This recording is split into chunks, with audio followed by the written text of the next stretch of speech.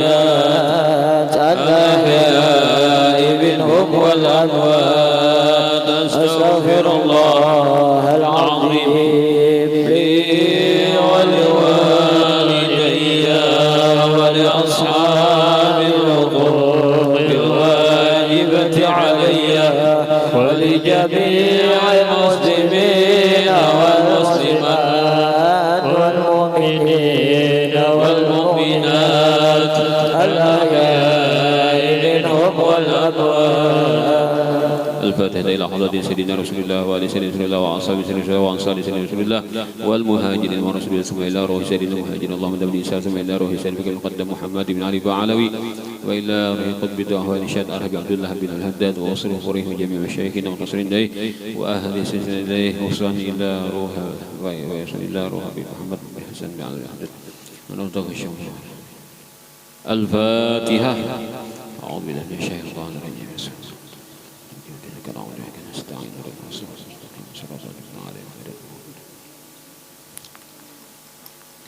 يا رب صل على محمد يا رب صل عليه وسلم يا رب صل على محمد يا رب صل عليه وسلم يا رب صل على محمد أعلى الورى منصبا وأعظم يا رب صل على محمد يا رب صل عليه وسلم يا رب صل على محمد من نوره في الوجود قد عم يا رب صل على محمد يا رب صل عليه وسلم يا رب صل على محمد من حبه في الفؤاد خيم يا رب صل على محمد يا رب صل عليه وسلم يا رب صل على محمد شفيعنا من لظى جهنم يا رب صل على محمد يا رب صل عليه وسلم يا رب صل على محمد واغفر لنا يا غفور وارحم يا رب صل على محمد يا رب صل عليه وسلم يا رب صل على محمد وفرج الكرب واكشف الغم يا رب صل على محمد يا رب صل عليه وسلم يا رب صل على محمد حقق منانا وأذهب الهم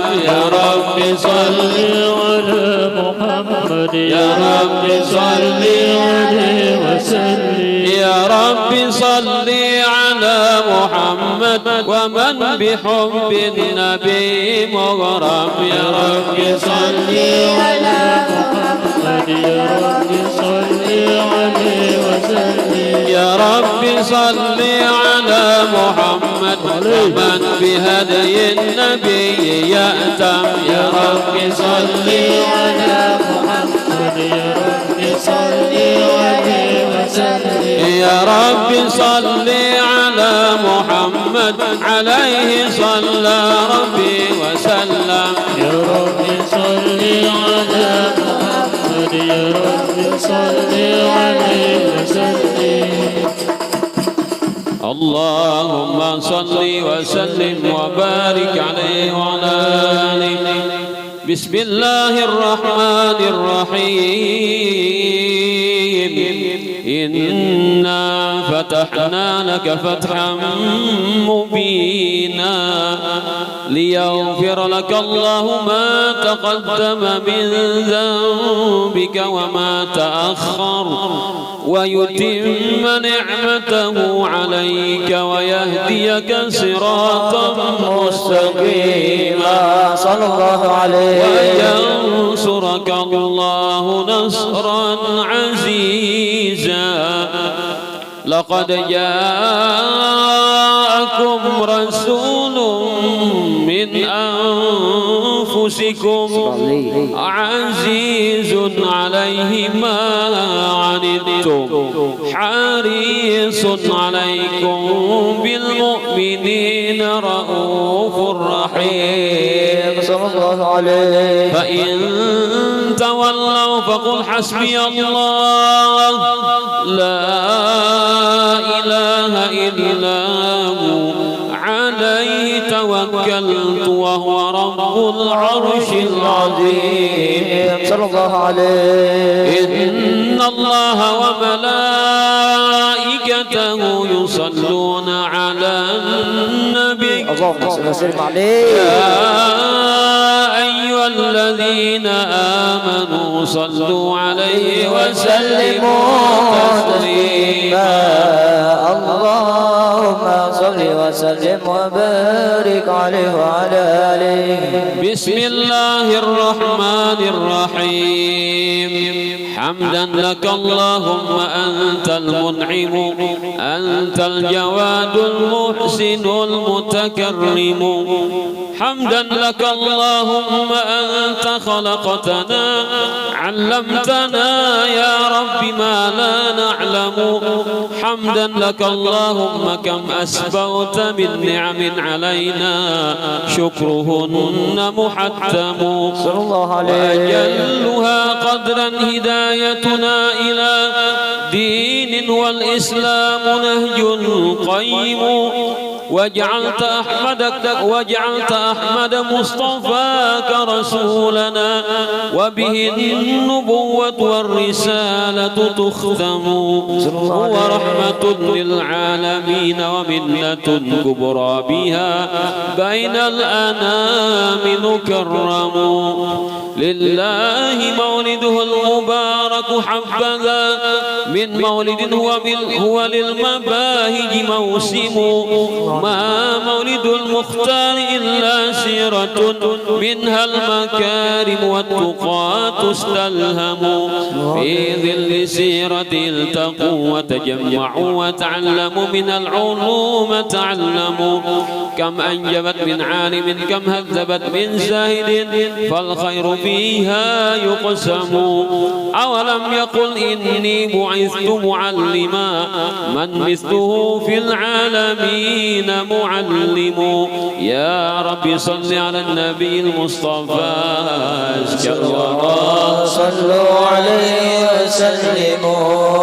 اللهم صل وسلم وبارك عليه وعلى آله. هذا وعن حب لطه المصطفى والحب ينجد بالمحب ويتهم. ألفيتني بالحب مندفعا إلى روضات سيرة التي لا تسأم. وقطفت منها من شهي ثمارها أحلى قطوف ما حواها مطعم. فيها غذاء للقلوب وراحة للروح نزهة من بأحمد مغرم. وبها إلى خير الأنام محمد بمهابة وتواضع أتقدم. أرجو لها منه القبول وإن أفوز بقبولها حصل المرام وأعظم. يا رب باركها وجد بقبولها في سلك أرباب المدائح أنظم. ويفوز بالخيرات والحسنات من ألقى إليها السمع والمتكلم. بالله مولاي استعنت ومن يلد بحماه يحظى بالمنى لا يحرم. يا رب صل على النبي المصطفى أزكى الورى صلوا عليه وسلموا. اللهم صل وسلم وبارك عليه وعلى آله. يا خير مولود بمكة قد أتى. يا خير مولود بمكة قد أتى. ذلت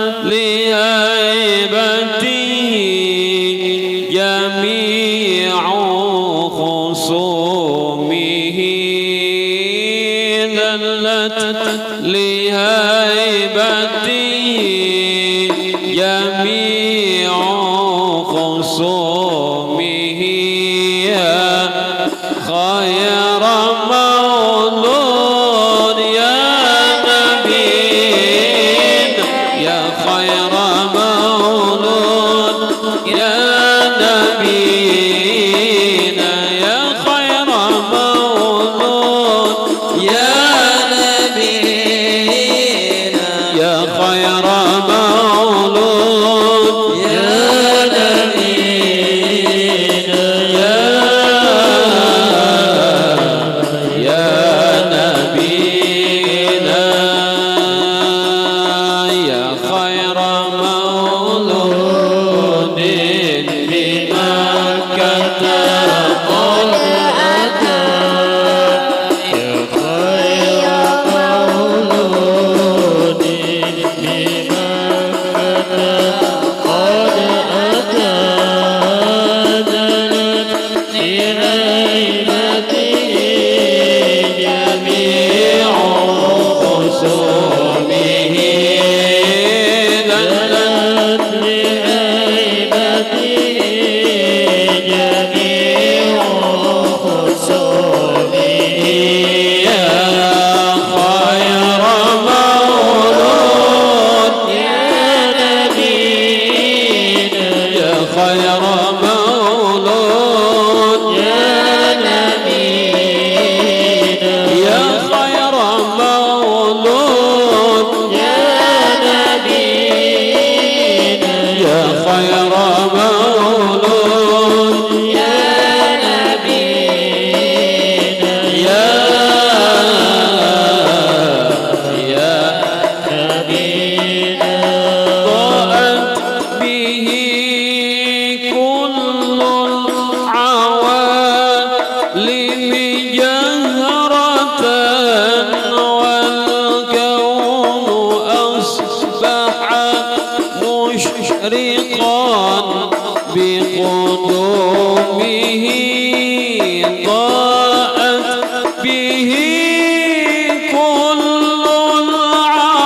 العوالم جهرة والكون أصبح مشرقا بقدومه يا خير مولود يا نبينا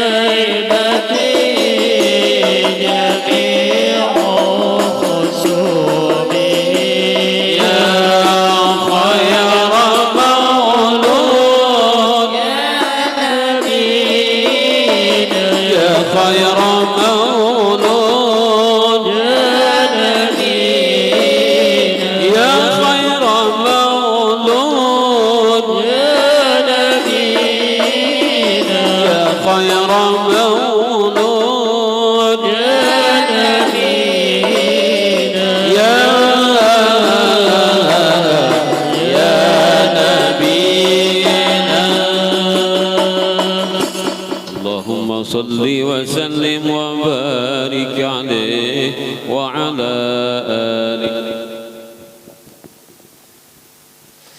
اللهم صل وسلم وبارك عليه وعلى آله. هذا وعن حب لطه المصطفى، والحب ينجل بالمحب ويتهم. ألفيتني بالحب مندفعا إلى روضات سيرته التي لا تسأم، وقطفت منها من شهي ثمارها أحلى قطوف لا حواها مطعم. فيها غذاء للقلوب وراحة للروح، نزهة من بأحمد مغرم. وبها إلى خير الأنام محمد بمهابة وتواضع أتقدم. أرجو لها منه القبول، وإن أفز بقبولها حصل المرام وأعظم. يا ربي باركها واجد بقبولها في سلك أرباب المدائح أنظم.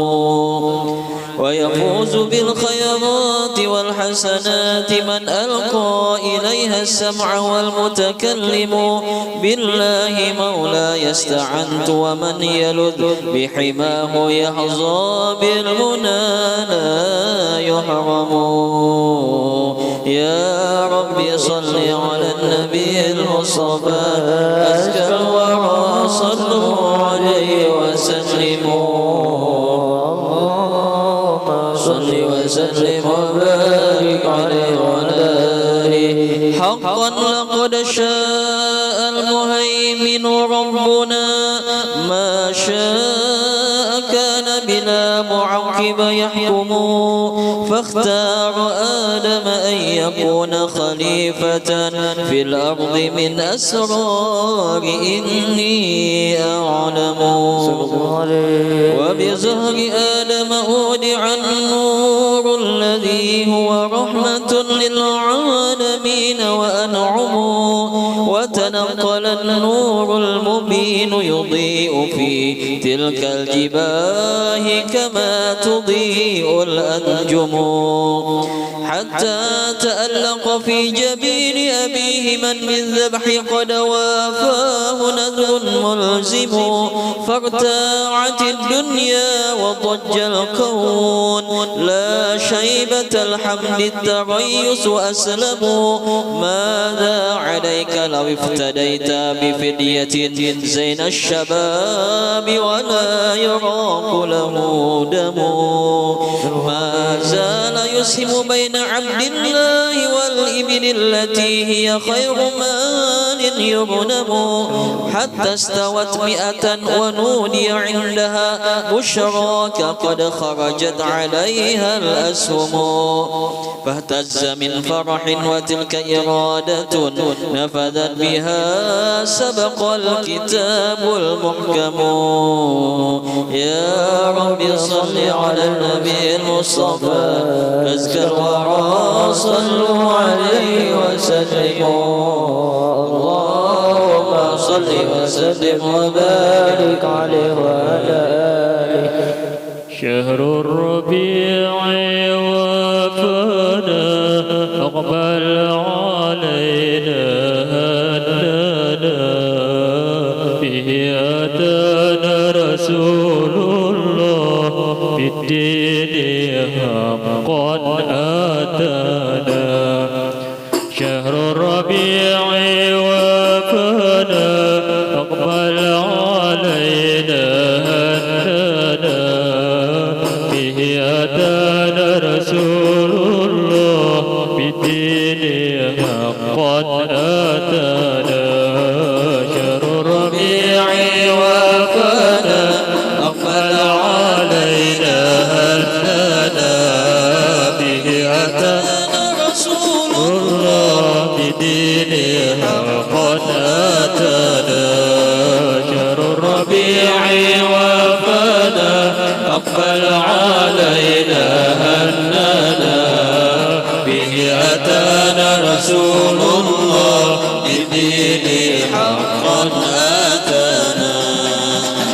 به جاء الرسول الحكيم باب الوصول شهر به جاء الرسول الحكيم باب الوصول شغل به دين القبول سبحان من قد أعطانا شغل به دين القبول سبحان من قد أعطانا شهر الربيع وفانا أقبل علينا أننا به أتانا رسول الله بدين حقا أتانا شهر الربيع وفانا أقبل علينا أننا به أتانا رسول الله بالدين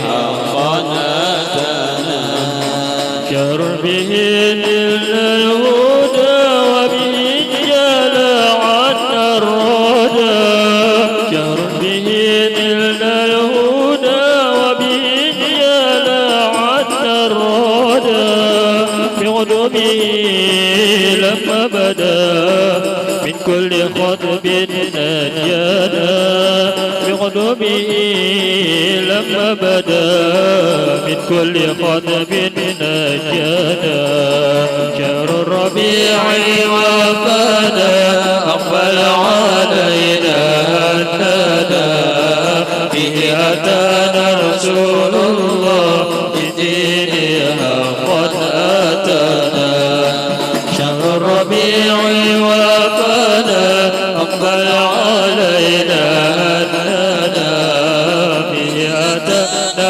رسول الله بدين حقا أتانا يا رب صل يا سلام على النبي مع الظلام يا رب صل يا سلام على النبي مع الظلام والآل وصحب الكرام وشر به غنانا والآل وصحب الكرام وشر به غنانا شهر الربيع وفانا أقبل علينا أننا به أتانا رسول الله بالدين حقا أتانا شهر الربيع وفانا أقبل علينا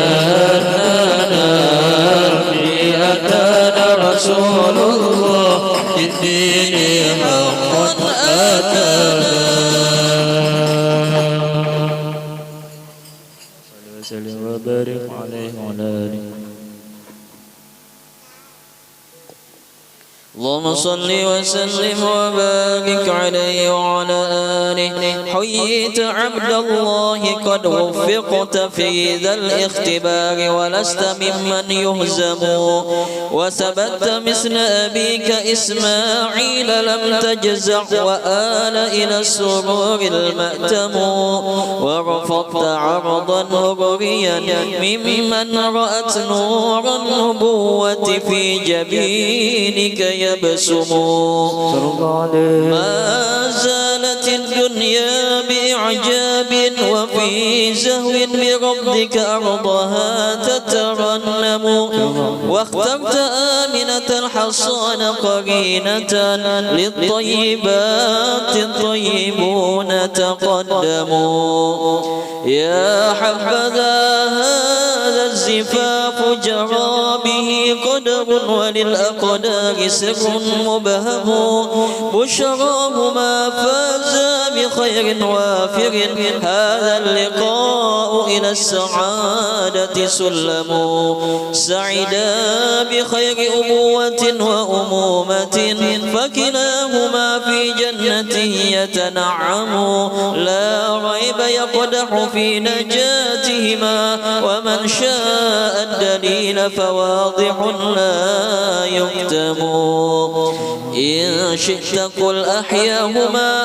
أو قل كما كنا نجاتهما بهذا تعلم وبمقتضى ولسوف يعطي في الضحى سطعت بشائر فالمخالف مغرم يا رب صل على النبي المصطفى أزكى الورى صلوا عليه وسلموا اللهم صل وسلم وبارك عليه وعلى آله. اللهم صل وسلم وبارك عليه وعلى آله. حدث عن الحمل المبارك عندما بدأت بوادره تلوح وترسم هتفت بآمنة الحصان هواتف أن أبشري فاضت عليك الأنعم ها قد حملت بخاتم الرسل الذي بوجوده كل العوالم ترحم آباؤه والأمهات جميعهم ممن له مجد أزيل يعلم من صلب آدم لم يزل متنقلا من طيبين لطيبات كرموا حملت خيارا من خيار إنه خير الخيار آخر المتقدم وتيقنت حملا بدون متاعب من لاحظته عناية لا يهضم حملت ما وجدت له ثقلا ولا ألما وأما غيرها تتألم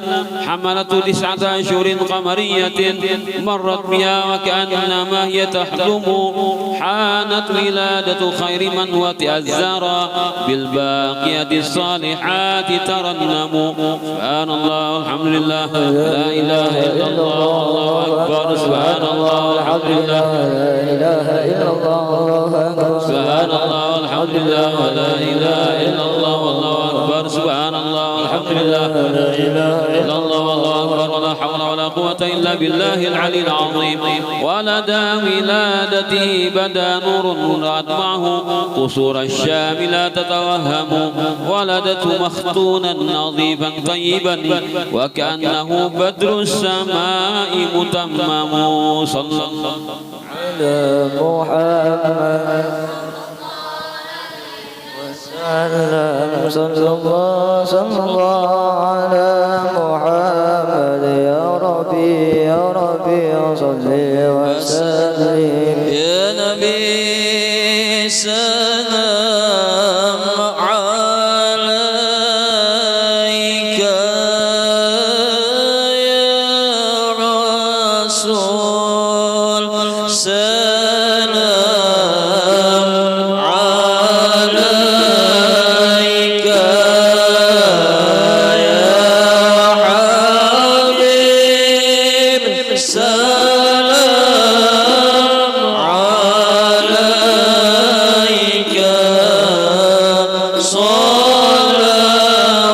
صلوات الله عليك يا نبي سلام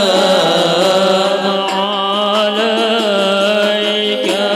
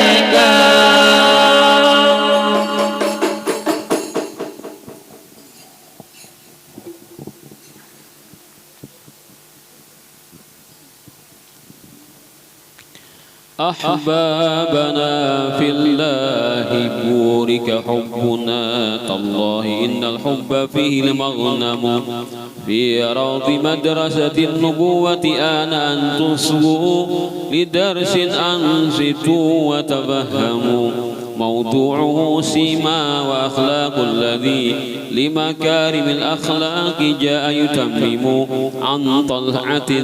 عن طلعة تزهو أخلاق زكت عنها الحديث وإن يطل لا يسأم يتلألأ الوجه الشريف تلألؤا كالبدر عند تمامه بل أعظم لا بالطويل ولا القصير وإنما هو ربعة وله المقام الأفخم وأدعج العينين أهدب شفرها أنفاسه كالعطر إذ يتنسم رحب ندي الكف يزخر بالندى بالدر والياقوت ضاء المبسم أحلى البرايا منظرا ويشع من بين الزنايا النور إذ يتكلم وإذا مشى بين الصحابة خلته قمرا تألق والصحابة أنجم أخلاق القرآن معتصما بما يوحى يحل حلاله ويحرم هش بشوش للقريب من نأى لا يعتري الوجه الشريف تجهم ما كان بالفضل الغليظ ولم يكن بالسوق صخاب ولا هو يشتم يعطي العطاء عطاء من لا يختشي فقرا بفيض نداه يغنى المعدم ومن الشجاعة في أجل مكانة ينبيك عنها ذو الفقار ومخزم وسل الصحابة إن تعز موقف في الحرب لاذوا بالحبيب ليحتموا لاذوا به فيرد عنهم كل ما يخشى كما يحمي العارين الضيغم بر صدوق ليس ينطق عن هوى أقواله حكم وعدلا يحكم يكسو حياه الوقار هيبة ذلت لهيبة الملوك وسلموا ولربما ابتدى المساح مؤانسا لكنه كالملح فيما يطعم يتفقد الصحب الكرام يزورهم ويعود مرضاهم وغيظا يكظم متواضع فتمثلهم يعيش بما بين الصحابة مثل فرد منهم يأتي الغريب يقول أين محمد إذ ليس منفردا بشيء عنهم هو سيد الزهاد في الدنيا فلم يشبع ثلاثا من شعير يؤدم هو أسوة العباد قام الليل في قدميه من طول القيام تورم بأبي وأمي بل ونفسي إنه أتقى وأخشى للإله وأعلم قف يا راعي لن تهيث بوصفه أن يعبر عن محاسنه فمو ما هذه الأنصاف إلا زهرة من روضة وبها يراد المسلم حسبي بهذا لست أبلغ كنهها تمت بخير والسلام عليكم. يا رب صل على النبي المصطفى أزكى الورى صلوا عليه وسلموا اللهم صل وسلم وبارك عليه وعلى آله يا إمام الروس لي سندي أنت باب الله معتمدي يا إمام الروس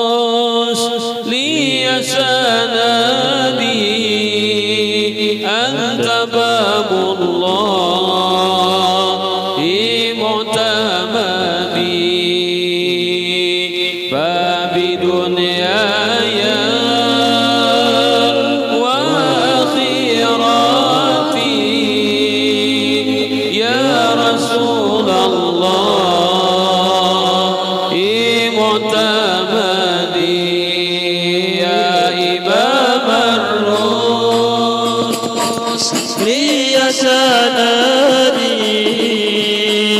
أنت باب الله لمعتمدي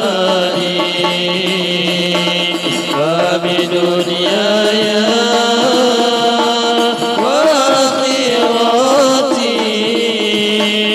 يا رسول الله خذني قسما بالنجم حين هوى فالمعافى والسقيم سوى قسما بالنجم حين هوى فالمعافى والسقيم سوى فاخلع الكونين عنك سوى حب مولى العرب والعجم يا إمام الرسل يا سندي أنت باب الله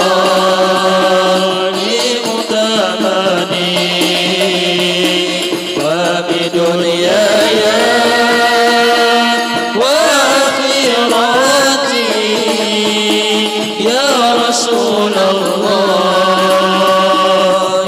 خذ بيدي الله الله الله الله الله الله يا الله الله الله الله الله الله الله يا الله يا نبي يا نبي يا رسول يا رسول يا نبي يا نبي يا رسول يا رسول اشفعنا اشفعنا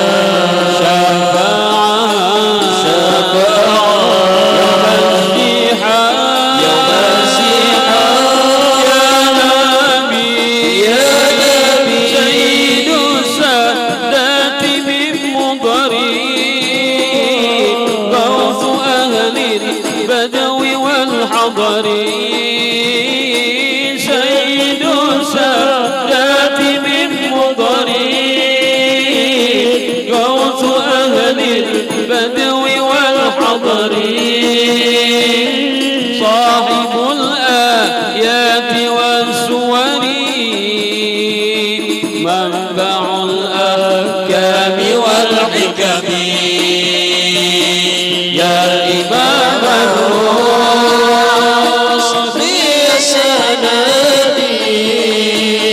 أنت باب الله معتمدي وبدنياي وآخرتي يا رسول الله خذ بيدي الله الله يا الله الله الله يا الله الله الله يا الله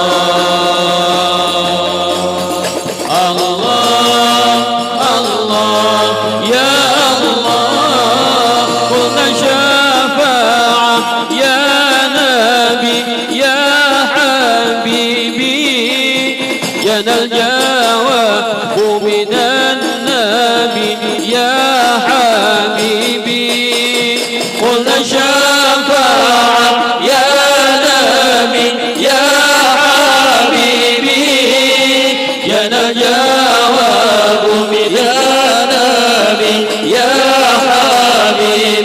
حبيبي محمد رسول الله محمد حبيب الله محمد رسول الله محمد حبيب الله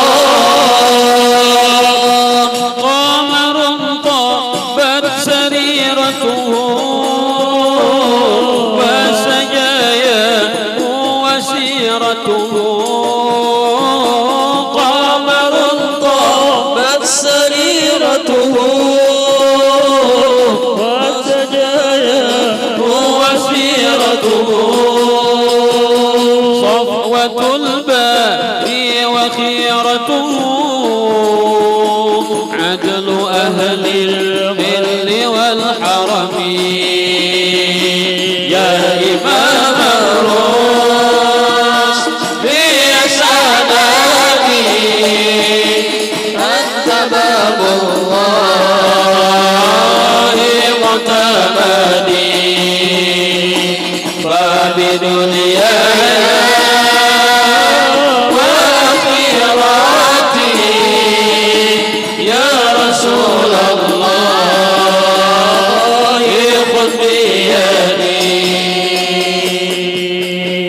اللهم صل وسلم وبارك عليه وعلى آله. بسم الله الرحمن الرحيم. السلام عليك يا رسول الله، السلام عليك يا أبا فاطمة، السلام عليك يا جد الحسن، السلام عليك يا جد الحسين، السلام عليك يا جد زينب، السلام عليك يا سيدة فاطمة بنت رسول الله، السلام عليك يا أم الحسن، السلام عليك يا أم الحسين، السلام عليك يا أم زينب، السلام عليك يا أم المؤمنين يا سيدة خديجة بنت خويلد، السلام عليك يا أم فاطمة، السلام عليك يا أم رسول الله، السلام عليك يا سيدة آمنة بنت وهب، السلام عليك يا أمير المؤمنين يا علي بن أبي طالب، السلام عليك يا أبا الحسن، السلام عليك يا أبا الحسين، السلام عليك يا أبا زينب، السلام عليكم يا أمة محمد في مشارق الأرض ومغاربها الأحياء منكم والأموات ورحمة الله وبركاته. الفاتحة. بسم الله الرحمن الرحيم. الحمد لله رب العالمين الرحمن الرحيم مالك يوم الدين إياك نعبد وإياك نستعين اهدنا الصراط المستقيم صراط الذين أنعمت عليهم غير المغضوب عليهم. الحمد لله والصلاة والسلام على رسول الله سيدنا محمد عبد الله القائم بحقوق الله ما ضاقت إلا وفرجها الله وعلى آله وصحبه ومن والاه أما بعد. Alhamdulillah kita dapat berkumpul kembali di malam hari ini, malam 13 Rabiul Awal. Kita melanjutkan pelajaran tauhid kita, yaitu sifat Allah Ta'ala yang wajib kita hafal. Kita ingat adalah yang ke-9 dalam urutan yang kita pelajari, ilmu. Ilmu artinya mengetahui, lawannya adalah jahilun atau jahil, artinya bodoh. Maka wajib Allah Ta'ala itu mengetahui. Pasti Allah Ta'ala tahu segala-galanya. Ini kada ada kecuali apa saja, apakah itu diri Allah sendiri, sifat Allah sendiri, atau yang lain daripada Allah, itu semuanya pasti diketahui oleh Allah. Lawannya adalah jahil atau bodoh. Tidak ada satupun yang terlepas daripada pengetahuan Allah Ta'ala. Dalil Al-Qur'annya, innallaha bikulli syai'in alim. Sungguh Allah mengetahui segala sesuatu. Kata-kata segala sesuatu ini mencakup segala yang wajib, itu Allah Ta'ala tahu pada itu wajib, dan segala yang mustahil Allah Ta'ala tahu pada itu mustahil, dan segala yang jaiz atau segala yang mungkin Allah Ta'ala mengetahui itu adalah suatu yang mungkin, bisa terjadi bisa tidak. Dan ilmu ini termasuk sifat ma'ani. Kemudian bagaimana akal kita memikirkan supaya masuk akal kita memikirkan bahwasanya Allah Ta'ala itu bersifat mengetahui. Kada pakai Quranan, kada pakai hadis, kada pakai Quran, otak kita berpikir kayak apa caranya kita supaya sampai ke situ. Dalil aklinya adalah karena kalau dia tiada bersifat ilmu, tentulah menjadi kekurangan. Nah, kan ilmu itu adalah sifat kesempurnaan. Bila Tuhan ada nang kada tahu, walaupun sabuting halus benar barangnya kada tahu Tuhan, berarti Allah Ta'ala itu kurang. Maka kita yang meyakini Allah Ta'ala sempurna. Sedikit pun ada kurang, mustahil Allah Ta'ala. Maka dengan ditiadakannya ilmu, itu adalah sifat kekurangan bagi Allah Ta'ala. Sedangkan kekurangan itu mustahil pada Allah Ta'ala. Dan segala kesempurnaan penciptaan yang kita saksikan pada diri kita dan alam semesta ini membuktikan kealiman penciptanya. Kealiman yang menciptakannya. Jadi membuktikan tuh karena orang tuh hebat benar, sehingga hasil karyanya ini luar biasa. banyak benar kan? Kalau kita mentafakurkan apa aja ciptaan Allah Ta'ala ini semuanya sangat mempunyai kehebatan, keistimewaan, mempunyai perhitungan yang sangat rumit, yang sangat detail, yang sangat halus. Sampai-sampai ada orang meneliti tentang nyamuk. Kenapa? Karena Al-Quran Allah Ta'ala berfirman, Innallaha la yastahyi ayyadriba mathalam ma ba'udatan fama fawqaha. Allah Ta'ala tidaklah meninggalkan memberikan contoh walaupun sekadar nyamuk yang halus saja atau lebih besar pada itu. Tetap Allah Ta'ala jadikan contoh sebagai bukti Allah Ta'ala itu maha dijaya, maha luar biasa. Ketika orang meneliti tentang nyamuk, ternyata banyak sekali rahasia-rahasia Allah Ta'ala, kehebatan, kedikjayaan, keterampilan, ketelitian Allah Ta'ala dalam memproses penciptaan seekor nyamuk. Apalagi yang lain-lainnya kan. Nah itu sudah cukup kita mempunyai dalil bahwasanya ciptaan yang hebat-hebat itu membuktikan kealiman atau pengetahuan yang luar biasa dari siapa yang menciptakan itu. Kemudian apa ta'alluqnya ilmu? Artinya sasarannya ilmu itu apa? Ngarannya ta'alluq inkisyaf. Artinya inkisyaf itu semuanya terdeteksi. Inkisyaf itu terdeteksi semuanya. Apa aja? Apakah itu zat Allah Ta'ala sendiri, sifat Allah Ta'ala sendiri, apakah itu nang mustahil pulang, apa atau nang jais, nang semuanya itu terdeteksi oleh Allah Ta'ala. Nang wajib adalah wajib, nang mustahil adalah mustahil, nang jais atau mungkin adalah mungkin. Itu semuanya terdeteksi oleh Allah Ta'ala. Ta'alluq inkisyaf. Nah, segala wajib, segala mustahil dan segala yang jais. Nah itu. Nah, kita ini kan ada cerita, mungkin sering kita mendengar, tapi supaya menjadi motivasi bagi kita, ada berhadikan seorang ulama ketika beliau tawaf mengelilingi Ka'bah, ketika itu ada seorang laki-laki, bacaannya selalu membaca salawat kepada Nabi. Padahal ada aturan, kalau orang tawaf di Ka'bah itu 7 keliling, kelilingan pertama ini bacaannya ada, bila sampai di sini posisinya ini dibaca. Kada hafal lagi kan, kada kita tulak hanya memukul kan biasanya. Membaca bisa dihafal lagi lah. Nah, niatnya kan nawaitu an atufa bihadzal baiti sab'an tawfatin lillahi ta'ala. Itu niat kan. Karena bila sampai sini ini Rabbana inna fi sana ada terus ada tambah tasbih, takbir kan ada. Itu. Nah, bacaan-bacaan tertentu di situ ada Nabi kan malah jadi mencontohkan sehingga itu dibaca oleh para umat beliau. Para ulama lebih mengetahui. Ternyata orang ini di mana posisi selalu baca salawat, melangkah salawat dibacanya di mana kan aturan si berdoa salawat dibaca, aturan sini tasbih, takbir, tahlil, salawat jadi baca. Pokoknya salawat terus. Jadi ulama ini pasti ini ada sesuatu nih. Kenapa orang ini selalu baca salawat kepada Nabi? Kenapa dia tidak memakai sunnah Nabi yang sudah ada aturannya? Selesai tawaf, lalu diparaki ulama tadi ditakuni, wahai fulan, wahai kisanak, wahai nasanak, ikam kenapa aku lihat, aku perhatikan, aku dengarkan bacaanmu selalu salawat kepada Nabi. Padahal kan ada aturannya ini, ada aturannya. Kenapa ikam tadi salawat dan ikam baca selalu? Jika Allah SWT Muhammad kan, atau sallallahu alaihi Muhammad. Lalu dia melihat kan yang bertanya adalah seorang ulama, lalu dia membuka sesuatu yang sebenarnya itu memiliki sesuatu yang malu kan dalam keluarganya. Tapi karena ulama dipastikan menjadi sesuatu sumbangan ilmu kepada kaum muslimin. Ulun ini wahai tuan guru tulak bahaji bersama rombongan dari kampung. Nah kalau kampungnya yang berobari tulak Jepang satanah Jepang lah. Nah, mungkin pakai kendaraan beronta misalnya kan. Karena unta ini termasuk binatang yang kuat berjalan di padang pasir. Nah, lalu di tulak bahaji ini bersama lawan Abah. Nah, Abah dua berenak nih kan. Nah, ketika di pertengahan jalan Abah ini kondisinya menurun sampai akhirnya meninggal dunia.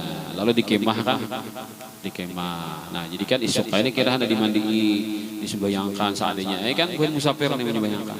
Waktu menunggu Abah di kemah, orang untung ada dan melihat kan sekalinya muha Abahnya ini berubah menjadi babi. Seram benar jadi babi ini kan. Ada bunga selalu kan jadi babi, kawannya nang Kerasakti. Jadi babi muhalah. Nah ini mun iso dimandii karena otomatis tukang mandi melihat di kafan otomatis nang tukang kafan melihat dikuburakan otomatis nang kuburakan melihat karena dibuka muha orang mati dibuka dicium angkat tanah supan namanya. Nah lalu tapi kirakan sama sudah di perasingan di tengah jalan musafir keluarga kada membantu kan jangan keluarga membantu kan bisa kalau lagi menutupi ya kan kayak pacarannya kan dia orang ini jangan memandiin semuanya upacara dilaksanakan oleh ngambil ke kubur gini kan kawa supaya orang kada melihat ini pasti lihat ya nah pacang keluar balak tadi kan balak 12 loh nah ketahuan apa nih pacang ini kan gerunduman orang apa jadi babi ya oh bisa nginto loh kok bisa nginto kesalahannya. Nah pacang punya kisah nih kayak apa seorang nama hidup di menyandang nama mati ini goodbye sudah kan selamat tinggal sudah. Nah seorang tak tinggal di lagi kan menyandang malu karena ketika disebutkan orang ini dan itu karena beri ke kampung pulang ada yang membucurakan ya pulang bujur ke abahmu jadi babi mati ya pulang kamu ada gembiranya nih nah stres kan jadinya dikirakan gelau oleh nah tak ungut. Nah sekalinya waktu mau nunggu kuitan tadi waktu itu kan tentang sakar lapahan kan tidak musafir Pak. Nah waktu duduk itu aja takalap tak guring ngantuk tak guring. Ternyata waktu tidur tadi ada perasaannya tetap posisinya seperti semula kan artinya kuitannya meninggal dia menunggui. Jadi cerita di alam nyata terbawa ke dalam tidur, cerita di alam nyata terbawa ke alam mimpi. Melihat ada seorang laki-laki datang. Assalamualaikum, waalaikumsalam. Laki-lakinya ini orangnya tampan rupawan, kata-katanya lembut, tubuhnya wangi, semerbak harum luar biasa. Nah itu kan gambarnya itu luar biasa lah. Sangat apa tak pernah melihat orang nangkai ini bungasnya. Kada pernah melihat orang nangkai ini bau harumnya. Kada pernah melihat orang nangkai ini akhlaknya santunnya. Karena kada pernah melihat kayak ini orang pandirnya lembutnya benar. Lalu permisilah aja, aku akan melihat yang abahmu. Silahkan. Nah, waktu itu mimpi itu kada kawa menghalangi kan, wah jangan aku supan jadi tidak silahkan aja. Lalu orang tadi, orang nambungas tadi membuka wajah si abahnya tadi kan. Si babi aja, hanya dari mimpinya melihat babi aja masih. Nah, tetapi setelah dibuka orang itu memusut kamuha si abahnya tadi dipusut. Padahal kan babi itu kan sama babi hirang pulang kan. Nah, kayak nang latat itulah. Nah, imbah dipusut ternyata muhanya kembali ke asal wujud semula. Ditambah lagi putih mencuronong muhanya. Nah, halo. Oh, napa itu kajuta ikan? Oh, terima kasih banyak. Sampian menolongi ulun nih. Padahal ulun sudah stres, ulun sudah galau, sudah bingung benar kayak apa nih menghadapi masyarakat atau napa kawan-kawan di rombongan tadi. Nah, iya aja aku berisilah nang bulik. Bulik ditangkap paling ikuti siapa karena sampian gini mai kada itu kalau aku di sini kan jarul untuk kada itu kayak aku ulun kada tahu lampian kita hone aku ini adalah nabimu Rasulullah SAW. Nah untuknya lah berkat kuitan anak tanya Rasulullah kuitan membawa berkah. Mungkin karena baktinya si anak tadi kan berkatnya bakti lah kuitan diberi Allah Ta'ala mati kuitannya anaknya dapat karunia bermimpi bertemu Rasulullah SAW. Ini pasti ada rahasianya anaknya ini karena ketulusannya, karena kasih sayangnya, karena kebaktiannya kepada orang tua sehingga dia diberi Allah Ta'ala karunia bermimpi berjumpa Rasulullah mendapatkan hal istimewa pulang dari Rasulullah SAW berkat dia sangat memperhatikan kepada orang tuanya tadi. Jangan kadanya sedih kan, kada gelau, kada stres, pikirkan kuitan kayak apa ini kan karena sayangnya atau karena perhatiannya lah kuitan sehingga Rasulullah datang sebagian hadiah yang luar biasa kan wafat kuitan tapi seorang dapat mimpi berjumpa dengan Rasulullah SAW. Nah ini. Tapi ya Rasulullah kan apa ulun ketika mati sampai muhasirin hirang latat itu berubah jadi babi pulang. Ya Rasulullah, abahmu ini melakukan dosa besar. Punya dosa besar kan? Nah, ada melakukan dosa besar, dia belum bertaubat kepada Allah. Dosa besar, dia tidak bertaubat kepada Allah. Tetapi dia punya amalan setiap hari membaca salawat kepadaku. Aku tidak akan menyia-nyiakan salawat yang ia baca kepadaku. Kenapa? Karena setiap kita bersalawat kepada Nabi, maka saat itulah dibuka hubungan live kita kepada Rasulullah SAW. bukan video, bukan tayangan video atau kayak kita kan YouTube atau Facebook kan step streaming. Nabi melihat di sana bukan, langsung Nabi melihat.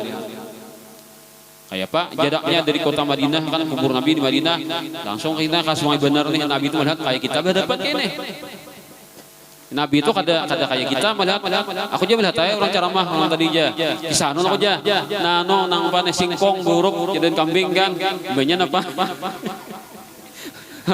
anu dunia sapika rupanya singkong lo kan tahu aja kisahnya aja gumbili bujong jadi kambing lo pas durian sapika pas rupanya apa gumbili kayu lo kan tahu aja kisahnya aja gimana aku melihat di YouTube ya tahu kan langsung melihat lewat bayangan aja kan lewat video aja kita kayak itu kalau Rasulullah nanggaran live ya Rasulullah tuh kayak kita berhadapan Pak.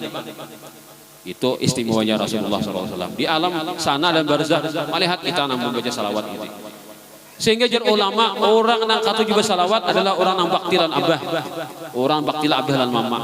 Orang katuju baca salawat, orang adalah orang nang katuju ada orang nang baktil abah dan mama. Kenapa? Karena bila kita nyetor salawat Nabi, laporannya ya Rasulullah, ini nah si Ano orang Sungai Benar, ngarannya si Ano bin, abahnya si Fulan, mamanya si Ano. Nah, otomatis abah mama kita disambut juga di hadapan Rasulullah. Berarti kita mengharumkan nama orang walaupun kita misalnya napa kuitan kada bisa memberi duit misalnya kada bisa membantu kenapa karena kita juga sakit juga kan orang lebih juga kuitan ada kaum lebih memberi kuitan tapi kita harus juga salawat berarti kita telah mengharumkan nama orang tua kita di depan Rasulullah SAW. Nah jadi ya Rasulullah SAW itulah keistimewaan ayahmu walaupun dia melakukan dosa besar dan belum sempat bertaubat tapi salawatnya itu nah aku senang kepadanya sehingga aku akan membantu dia memberikan syafaat dia di dunia ini hingga dia tidak lagi merasakan malu dan merasakan siksa nanti di alam barzah dan lebih lagi di alam akhirat. Nah itu karena itulah ujarnya kan aku katuju baca salawat kepada Rasulullah SAW. Habib Munzir pernah bercerita kan ketika Habib Munzir bercerita ketika itu ada kreo atau seorang pembantu kan khadim majelis Rasulullah wafat meninggal dunia lalu dikuburkan. Nah waktu itu Habib Munzir ceramah mungkin masih ada videonya lah ceramah sedih berkisah di zaman siapa ya Habib Abu Bakar Al-Atas Al-Habsyi rasanya di zaman itu ada kelompok pemuda gawiannya menonton video porno kan dari itu kan ada HP lah video porno pakai apa VCD jadi kawanan ke rumah kumpulan kan kancing lawang no kan kunci lawang lah tutup kan putar video porno VCD nah itu Habib Munzir lagi salah cari aja videonya di YouTube ngomong bisa ada. Nah menonton itu.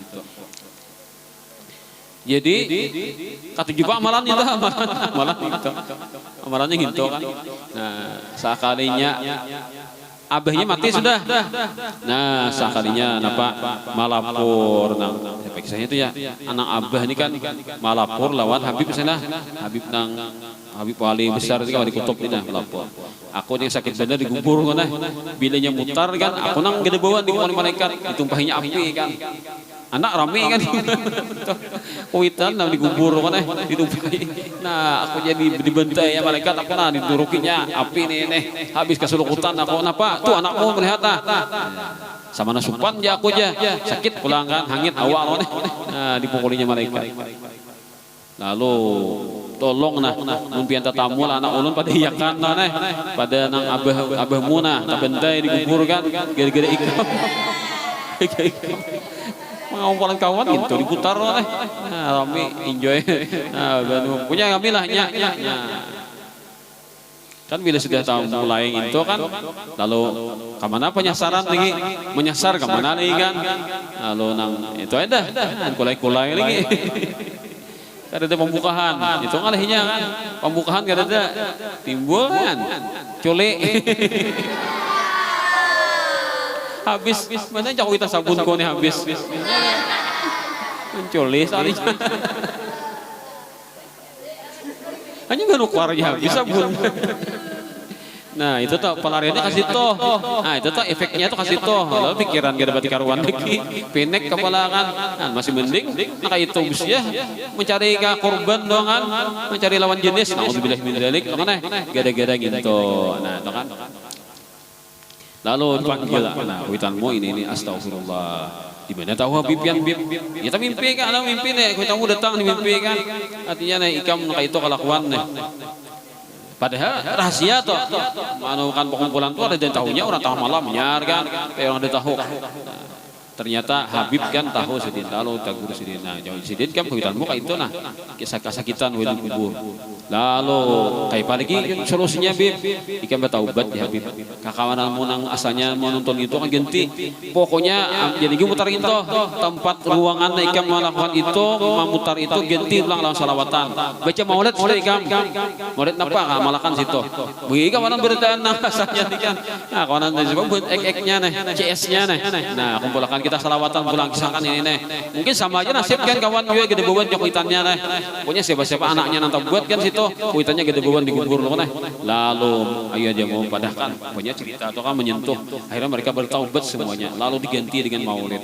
Nah ketika maulid dibaca, nah, ternyata apa datang pulang kuitannya tadi kan mengucapkan terima kasih. Karena setiap kali seorang anak itu baca salawat, jangankan jasidin ujar Rasulullah kan kebedalan wali kutub nih kan wali ini. Jangankan abah umanya, aku jadi pinandu inya tuh anak siapa, cucu siapa, buyut siapa, sampai ke Nabi Adam.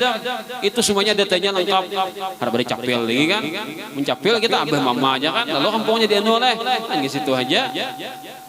Kalau Rasulullah sampai ke detu, sampai ke Adam, tahu apanya Nabi. Nih sanona, ini anak sanu cucu sanu. Emannya loh kan. Kan kayak Pak Nabi itu pinandunya kita nih lah. Detail kita berdetail. Detail kita nih semuanya ada di dalam pengetahuan Rasulullah. Kayak apa otak Rasulullah itu kan menyimpan apa nih? Memori. Kan kita hang deh nih. Kebanyakan simpan kan hang memori HP kan. Tak kau baru lagi kebanyakan dah. Anu aja HP Anda sudah apa? Memori sudah habis terpakai. Tak kau bergerak. Kan berapa kita nih buat Rasulullah sabaratan itu semuanya datanya lengkap diketahui oleh Rasulullah SAW. Nah itulah. Nah lalu kan kita berangkat daripada cerita tadi. Nah, kita malam ini berbagi paket salawat 10.000. Nah pahamlah kita 10.000 itu pahamlah. Kayak apa maksudnya bayar ke 10.000? Bojong apa? Nah, ada masalah paham jadi begini tuh asal bayar 10.000 rananya orang karena salam berarti 10.000 nya dipikir orang Tuhan kan ini 10.000 nya bikin lo karbu betul ada nak pintol kan ada kayak itu ada bila ngutik kartu gini ikam membaca salah 10.000 kali. Nah telah silahkan ini mulai malam ini mengkawa seminggu kan telah tembuslah 10.000 lah amun sehari 1.000 7 hari deh 7.000 nyerleh. Kalau ikam baca salawat paling handap sallallahu alaihi Muhammad paling 10 menit oleh 1.000 sudah. Sallallahu alaihi Muhammad yang salawatnya paling handap. Sallallahu alaihi Muhammad itu salawat Jibril namanya. Salawat Jibril. Kada pakai sayyidina sidin. Sallallahu alaihi Muhammad. Budaya kita baca itu juga. Karena salawatnya ada yang kita turuti. Amun kita mengarang seorang itu bagusnya pakai sayyidina. Tapi kalau ikam sallallahu alaihi sayyidina Muhammad kada apa juga bang. Ya artinya kada bagus saja kan bagus saja tah. Cuma kalau kita kada baca sayyidina kada salah. Kenapa? Memang riwayatnya kayak itu. Sayyidina Jibril itu kada pakai sayyidina sidin. Maka kada salah kita ketika menuruti sallallahu alaihi Muhammad. Tapi kalau ikan Sayyidina bagus ya juga kan. Nah, karena niatan hendak memuliakan Rasulullah. Nah, itu salat perhandap sudah kan. Sallallahu alaihi wasallam perhandap salawat sudah. Amun baca bagaimana samanit tuh tahu dia 100 kan. 10 menit selesai. Sekali kan sekali berduduk kira 10.000 tuh. Punya tahan muridnya lo kan. Nah, kada di hamburinya Pak Kupang oleh iblis kan. Sarik bener nya baca salawat oleh. Ayo ae berkredit sampai seminggu kan tahu oleh 10.000. Nah, setor minggu kaina kan. Tahan seminggu kira-kira seminggu. Nah tulis nama ikam karena tulis 10.000 namamu kemudian alamat karena nih salawat ini kan kartunya ini kumpulkan kan lawan panitianya kan kumpulan panitia itu kayaknya hendak diundi ijar nih namun ada ngaranmu kan kampungmu kok ikam menang anak kan. Nah berangin apakah surprise-nya surprise-nya berang apa kalah surprise kan surprise kan pengarangnya Surprise. Pokoknya hadiahnya lah kejutannya kan. Tapi insya Allah karena kita di sini undi juga kan lah. Insya Allah karena ada dari kita mikirkan apa yang bagus kan. Nah itu. Jadi munkawalah Rabu depan dikumpul lah. Nah, jadi baca dulu salawat 10.000, imbahnya kamu tulis namamu, tulis 10.000. Anu lapis silahkan. Pokoknya kamu tulis 25.000, tulis jadi 25.000. Masalahnya kan malam tadi ada anak-anak begedang. Mulai Isya begedang sampai jam berapa? Tak oleh 50.000 kan. 50.000 tak oleh. Begedang sampai jam berapa kan baca salawat malam tadi? 50.000 tak oleh. Salawat sampai handap. 50.000 kata kerasaan. Nah, itu salawat. Nah, ini kita kan boleh mulai kita samarakan salawat. Karena di tahun tadi Habib Umar di Darul Mustafa Sidin membagi tugas kan baca salawat tadi. Dibagi Sidin salawat sampai akhir bulan dikumpulkan triliunan salawatnya. Triliunan salawatnya tak boleh. Kali orang berpekung padanya akan nyetor nih. Nah, ternyata jumlahnya triliunan. Kita hanya mengetahui amunta ini berapa juga kan. Bila kawan kita lebih pada sampai 1 triliun kan berarti kita kalah aja lah Hadramut kan. Nah, kawan miliaran kan untung sudah lah. Kawan miliaran kan untung sudah kan. Nah, jadi bagi-bagi sudah di majlis taklim. Jadi aku ambil juga kan, dibagikan di sini. Tapi kita berdahulu lah, kita merabukannya kita kumpul sudah. Kemudian karena imbah kumpul aku karena aku setor pulang ke panitia. Untuk apa dikumpul supaya tahu hitungannya kan berapa. Niatan kita tuh supaya bersemangat. Karena kalau salawat kita bicarkan nih apa rahmat tuh turun karena hibak nih angkasa apa nih angin di amuta ini hibak tahun serahmat turunan rahmat. Kalau baca salawat beretan di rumah ini baca salawat, rumah sih salawat, kampung sih salawat, salawat dibaca orang itu hibak amunta ini kan angkasa kita hibak lawan rahmat yang turun. Berapa kan kita bumbah baca salawat sampai 1 jutaan salawat yang dibaca oleh itu luar biasa rahmat yang turun ke kota kita amunta ini. Nah itu kan. Nah sini ada pulang suatu. Nah kita ambil istinbat. Jadikanlah tawassul.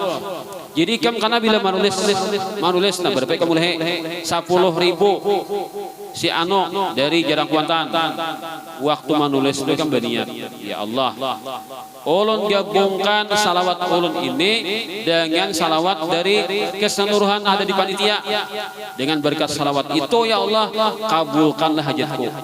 Apa hajatmu pasang situ? Apa hajat pasang situ? Insya Allah dikabulkan Allah Ta'ala.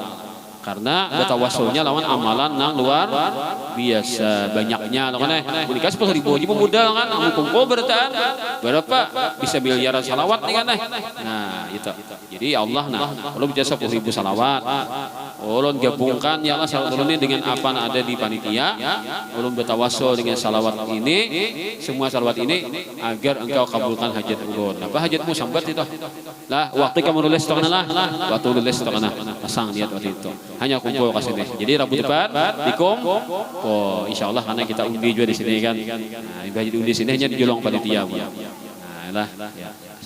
Terasa keberatan? Ada nang ada terasa? Mungkin ada terasa nih setinggi nah. Ada lagi? Oh ada. Ya. Ya mungkin inilah yang kita sampaikan hari ini. Semoga manfaatnya bagi kita semua selamat dunia akhirat.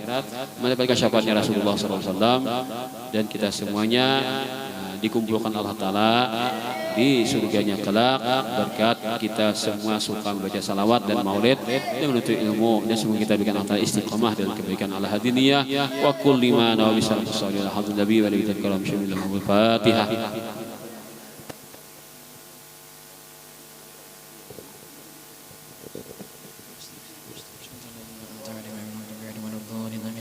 آمين يا الله يا رب العالمين بسم الله الرحمن الرحيم الحمد لله رب العالمين اللهم صل وسلم على سيدنا مولانا محمد وعلى آله وصحبه أجمعين حمدا لك اللهم حققت المنى قد تم عقل في المديح منظم وختامه مسك الدعاء وظننا في الله من أجل الحبيب نكرم يا رب فارحمنا فأنت المرتجى إن أنت لم ترحم فمن ذا يرحم والطب بنا يا ربنا والطب بنا باللطف فرج كل كرب يدهم عودتنا منك الجميل أدم ما عودتنا يا رب أنت المنعم أصلح لنا أحوالنا لنا حقق لنا آمالنا يا من به نستعصم يا رب ألهمنا على النعماء إذ أسبغتها شكرا فأنت الملهم رب اكسنا حلل العوافي والتقى في صحة وسعادة نتنعم أصلح لنا يا ربنا أولادنا باركهم يا ربنا أسعدهم أصلح أمور المسلمين ونجهم ممن طغى وبغى ومن يتحكم رب انتقم ممن أراد بديننا سوءا ويا رب اكفنا من يظلم بك نستعيذ من العدا ترتد في أكبادهم منهم إليهم يسأسهم واختم لنا يا ربي بالحسنى إذا ما جاء من هو للذائذ يهزم واجعل لنا القرآن نورا ساطعا بهداه معوج سلوك يقوم من أهله جعلنا فهم يا ربنا أهلك في روضاته قد نعموا واغفر لنا والوالدين وأهلنا وقرابة ومشايخ قد علموا ولقارئ ولسامع ولناظم ولمن يقوم بطبعه أو يسهم ولمن أقام الاحتفال محبة للمصطفى فاضت عليه الأنعم والصلاة مولانا على أزكى الورى وصفا وذاتا والسلام الأدوم وعلى النجوم الزرئاء للمصطفى وعلى الصحابة ما يلبي محرم حمدا لك اللهم مسك ختامها فبحمدك ابتدأ الكلام ويختم سبحان ربك رب العزة عما يصفون وسلام على المرسلين والحمد لله رب العالمين. الفاتحة. المصطفى بلغ مقاصدنا واغفر لنا ما مضى يا واسع الكرم يا ربي بالمصطفى بلغ مقاصدنا ما مضى يا واسع الكرم يا ربي بالمصطفى واغفر لنا ما مضى يا واسع الكرم لخمسة نطفي بها حر الوباء الحاطمة المصطفى والمرتضى وابنهما والفاطمة لخمسة حر الوباء الحاطمة المصطفى والمرتضى وابنهما والفاطمة لخمسة نطفي بها حر الوباء الحاطمة المصطفى والمرتضى وابنهما والفاطمة. تقبل الله منكم.